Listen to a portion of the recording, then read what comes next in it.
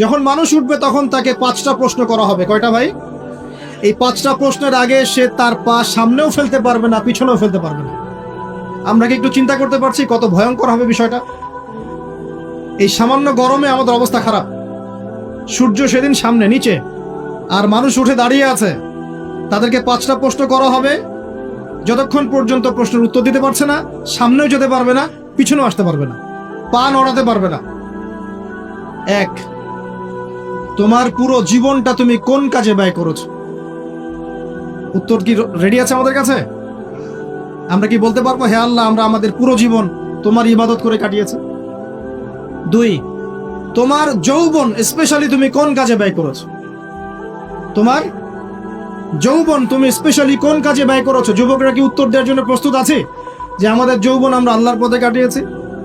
সবাই কি বলতে পারবো? 3 নাম্বার, তোমার রিজিকের উৎস কি ছিল? কোন পথে সম্পদ অর্জন করেছো? 4 নাম্বার, কোন পথে সম্পদ ব্যয় করেছো? কোন কোন খাতে সম্পদ ব্যয় করেছো? আমরা কি আমাদের আয় এবং ব্যয়ের হিসাব দেওয়ার জন্য প্রস্তুত? 5, তোমাকে আমি যে জ্ঞান দিয়েছিলাম সেই জ্ঞান অনুযায়ী আমল করেছো কিনা? আল্লাহ পাক আমাকে আপনাদের সবাইকে তৌফিক দান করুন, জানা অনুযায়ী আমল করার তৌফিক দান করুন।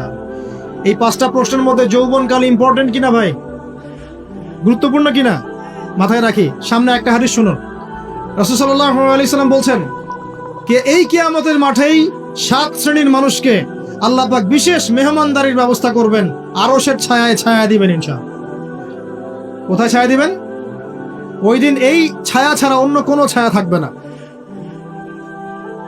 নবী সাল্লাল্লাহু আলাইহি ওয়াসাল্লাম বলছেন তার মধ্যে প্রথম শ্রেণী হচ্ছে ইমামুন আদিল, ন্যায়পরায়ণ শাসক। ন্যায়পরায়ণ, আচ্ছা, ন্যায়পরায়ণ শাসকের একটা এক্সাম্পল দেই। মক্কার জাহেলি যুগে সাহাবীরা ঈমান নিয়ে এসেছেন, বাস তাদের উপর নির্মম নির্যাতন শুরু হয়ে গেছে। আবু জেহেল, আবু লাহাব, উতবা, শাইবা। তখন সাহাবীরা আল্লাহ রাসূলের কাছে এসে বলছেন, ইয়া রাসূলুল্লাহ, আপনি একটু বদদোয়া করেন, তাদের উপর বদদোয়া করেন, আমরা তো আর পারছি না।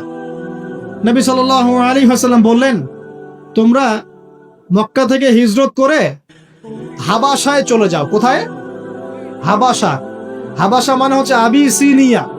আবিসিনিয়া মানে এখনকার ইথিওপিয়া, ইরিত্রিয়া। নাম শুনেছেন কি? বিশেষ কোচিং তো করছেন অনেকে। আফ্রিকা মহাদেশের একটা ছোট্ট দেশ ইরিত্রিয়া, ওখানে চলে যাও। তখন বলেছিলেন তিনি হাবাসায় চলে যাও। সাহাবীরা জিজ্ঞাসা করছেন হাবাসায় কেন? নবী সাল্লাল্লাহু আলাইহি ওয়াসাল্লাম বলছেন সেখানে একজন খ্রিস্টান ন্যায়পরায়ণ শাসক আছেন যার রাজ্যে কেউ জুলুমের শিকার হয় না। কি বললাম বলেন তো? হাবাসায় কে আছেন? একজন মুসলিম না খ্রিস্টান? খ্রিস্টান ন্যায়পরায়ণ শাসক আছেন যার রাজ্যে কেউ জুলুমের শিকার, মুসলমান নন এমন একজন শাসকের প্রশংসা করে আমাদের নবীজি বললেন তার রাজ্যে কেউ জুলুমের শিকার হয়। সুবহানাল্লাহ। সাহাবীরা সেখানে হিজরত করলেন। নেতৃত্ব দিয়েছেন জাফর বিন আবি তালেব রাদিয়াল্লাহু আনহু। সেই সাহাবী বাদশা নাজাশী, তার নাম ছিল বাদশা নাজাশী, তার সামনে দাঁড়িয়ে সূরা মারিয়াম তেলাওয়াত করেছিলেন। ওই সূরা মারিয়ামে ইয়াহইয়া, জাকারিয়া, ঈসা, তার মা, এই গল্প ঘটনাগুলো আছে। এই সূরার তেলাওয়াত শুনে বাদশা নাজাশীর চোখ দিয়ে পানি পড়তে পড়তে দাড়ি ভিজে গিয়েছে। সুবহানাল্লাহ। শেষে তিনি ঈমান নিয়ে আসেন, মুসলমান হন, আলহামদুলিল্লাহ। আমাদের নবীজি তার জানাজার নামাজ পড়েছিলেন। আমাদের নবীজি তার গায়েবানা জানাজার নামাজও পড়েছেন। বলেন সুবহানাল্লাহ। এখানে একটা পয়েন্ট খালি বলতে চাই, একজন অমুসলিম শাসক সম্পর্কে আমাদের নবীজি মন্তব্য করেছিলেন তার রাজ্যে কেউ জুলুমের শিকার হয় না। আর আজকের দিনে সারা বিশ্বের কোন কোন ক্ষেত্রে মুসলিম শাসকদের ব্যাপারেও এই কথা বলা যায় না যে তার রাজ্যে কেউ জুলুমের শিকার হয়। আল্লাহ পাক বলছেন আরশের ছায়া আমি ছায়া দিব 7 শ্রেণীর মানুষকে। কয় শ্রেণী? তার মধ্যে প্রথম শ্রেণী হচ্ছে ইমামুন আদিল, ন্যায়পরায়ণ শাসক। আল্লাহ পাক আমাদের সমস্ত শাসকদেরকে ন্যায়পরায়ণ হওয়ার তৌফিক দান করুন। 2 নাম্বার, সেই যুবককে আমি সেখানে আশ্রয় দিব যেই যুবক তার যৌবনকালটা আল্লাহর পথে কাটিয়ে দিয়েছে। এবার কি হাদিসটা আপনি পেয়েছেন? এর আগের হাদিস কি শুনলেন? পা নড়াতে পারবেন না যতক্ষণ পর্যন্ত এই প্রশ্নের উত্তর না দিচ্ছেন যৌবনকাল কোন পথে ব্যয় করেছেন। এখন যদি আল্লাহর পথে ব্যয় করেন তাহলে আরশের ছায়া ছায়া পাচ্ছেন, আলহামদুলিল্লাহ। বাকিগুলো কারা কারা একটু বলে দেই। 3 নাম্বার হচ্ছে সেই ব্যক্তি যে একজন আরেকজনকে মহব্বত করে, এক ব্যক্তি আরেক ব্যক্তিকে মহব্বত করে শুধুমাত্র আল্লাহর সন্তুষ্টির জন্য। কথা কি বুঝতে পারছেন? এই মহব্বত আবার এই ছেলে মেয়ের ফ্রি মিক্সিং না। কথা বুঝতে পারেন? দিনের খাতিরে মহব্বত, আল্লাহর জন্য মহব্বত, আল্লাহর জন্য। এখানে 4 নম্বর এমন ব্যক্তি যে এত গোপনে দান করে যে তার বাম হাত জানে না ডান হাত কি দান করেছে। আমরা তো এখন 1 টাকা দান করলে 100 টাকা ফুটাই। ফেসবুক আছে, মারাত্মক একটা জিনিস ফেসবুক, মানে এটা মানুষকে আর মানুষ রাখে নাই। যে ব্যক্তি ফেসবুকে আসক্ত তার সাথে কথাবার্তা বলা, লেনদেন, চলাফেরা খুব ডিফিকাল্ট। মানে কি বোঝেন আগে কথাটা? কেন ডিফিকাল্ট? কারণ সে এত বেশি আসক্ত এখানে যে পান থেকে চুন ধসলে সে আপনাকে পাবলিকলি ধুয়ে রেখে দিবে। কিছু হইলে আপনাকে ফেসবুকে টেনে নিয়ে আসবে, ফেসবুকে সবাইকে বলবে উনি আমার সাথে এই কাজ করছে। আপনি বলারও টাইম পাবেন না যে আপনি নির্দোষ। খুব মুশকিল না এগুলা? আল্লাহ মাফ করুক আমাদেরকে। এমন ভাবে দান করে যে বাম হাত জানে না ডান হাত কি দান করছে। 5 নম্বর এমন ব্যক্তি যে এটা যুবক, এটাও যুবক, যাকে কোনো সুন্দরী নারী আহ্বান করছে জিনার জন্য, সুন্দরী উচ্চ বংশের নারী, যে আসো আমার সাথে জেনা করো। ওই যে ইউসুফ আলাইহিস সালামের মতো, মনে আছে? ইউসুফ আলাইহিস সালামের ঘটনা মনে আছে? আচ্ছা, কিন্তু সেই যুবক বলে, সেই ব্যক্তি বলে, ইন্নী আখাফুল্লাহ, আমি আল্লাহকে ভয় করি, আমি তোমার সাথে খারাপ কাজ করতে পারবো।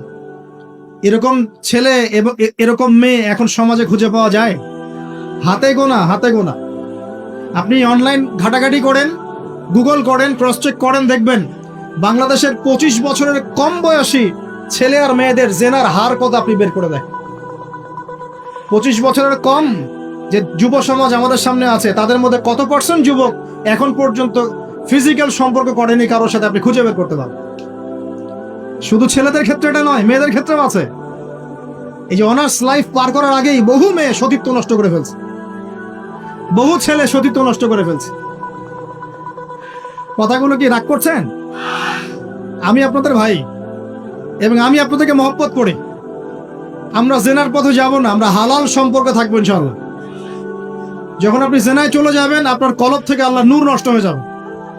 এটা এমন একটা পাপ যেটা করার পর মানুষ আল্লাহর সামনে মাথা তুলে দাঁড়াতে পারে না, লজ্জায় চোখ নেমে যায়, ইবাদতে স্বাদ পায় না। যখন হারাম সম্পর্কে, ফ্রি মিক্সিং, এগুলোতে মানুষ থাকে, ইবাদতে মানুষ স্বাদ পায় না। দিনের পর দিন ইবাদত করে মনোযোগ আসে না, মন লাগে না, চোখ দিয়ে একটু পানি বের হয় না, আল্লাহর জন্য কাঁদতে পারে না, কারণ মনের মধ্যে তো নূর নাই। আর যখন একটা মেয়ে বেপরদায় থাকে, সে অনেক ইবাদত করলেও তার এই বেপরদায় থাকার কারণে সমাজের বহু মানুষের চোখের জেনা হয়ে যায়। এতে করে ওই সব মানুষের পাপের ফল এই মেয়েটাকে ভোগ করতে হয়, এবং মানুষের চোখের বদনজর লাগে, ওই মেয়ে অসুস্থ হয়ে পড়ে মানসিকভাবে, শারীরিকভাবে। আমি আমাদের যুবক ভাই এবং যুবতীদের বোনদেরকে রিকোয়েস্ট করব, আল্লাহর ওয়াস্তে চরিত্রটাকে পবিত্র রাখার চেষ্টা করুন। আল্লাহ পাক তৌফিক দান করুন। এই যুবককে আল্লাহ পাক আরশের ছায়া দিবেন, যে একটা মেয়েকে পেয়েও আল্লাহর ভয় তাকে ভোগ করে নাই। আল্লাহ পাক এরকম যুবক ঘরে ঘরে তৈরি করুন। তাহলে কি করবেন ভাই? হালাল উপার্জনের ব্যবস্থা করবেন, ব্যাস সরাসরি বিয়ে করে ফেলবেন। পরিবারকে বোঝানোর চেষ্টা করবেন, না বুঝলে আন্দোলন শুরু করবেন যে আমি জেনা করতে চাই না, আমি বিয়ে করতে চাই, বিয়ে আমার দেওয়ানি লাগবো না, এরকম। ব্যাস, তারপর দেখবেন বাপ মা কেমন করে বিয়ে না দেয়। আল্লাহ সাহায্য করবে ইনশাআল্লাহ। আল্লাহ আমাদের যুবক ভাইদেরকে চরিত্র হেফাজত করার স্বার্থে বিয়েকে সহজ করে দিন। আমি আবার কাউরে নিয়ে পালায় যায় না, ওই কাজ করতে যায় না কিন্তু আবার, ঠিক আছে? কারণ এভাবে কোর্টে গিয়েও যদি একটা মেয়ে বিয়ে করে, এই বিয়ের জায়েজ না জায়েজ নিয়ে অনেক কথা আছে। অতএব এইসব ঝুঁকির মধ্যে যাবেন না, বাসায় বোঝানোর চেষ্টা করবেন। আরেক শ্রেণীর ব্যক্তি আছে যাদেরকে আল্লাহ পাক আরশের ছায়া দিবেন। তারা কারা? যারা গোপনে আল্লাহকে স্মরণ করে কাঁদতে পারে। বলি সুবহানাল্লাহ। এখন এই দুটো হাদিসের মধ্যে যুবকদের অবস্থান কি পেয়েছেন? আচ্ছা, আরেকটা শোনাই এবার। নবী সাল্লাল্লাহু আলাইহি ওয়াসাল্লাম বলেছেন, 5টা জিনিস আসার আগেই 5টা বিষয়কে মূল্যায়ন কর। 1, তোমার বার্ধক্য আসার আগেই তোমার যৌবনকে মূল্যায়ন করো। যৌবনের গুরুত্ব পেলেন তো এবার? তোমার মৌত আসার আগেই তোমার জীবনকে মূল্যায়ন করো।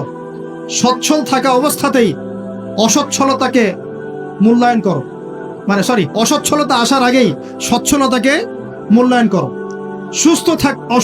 অসুস্থতা আসার আগেই সুস্থতাকে মূল্যায়ন করো।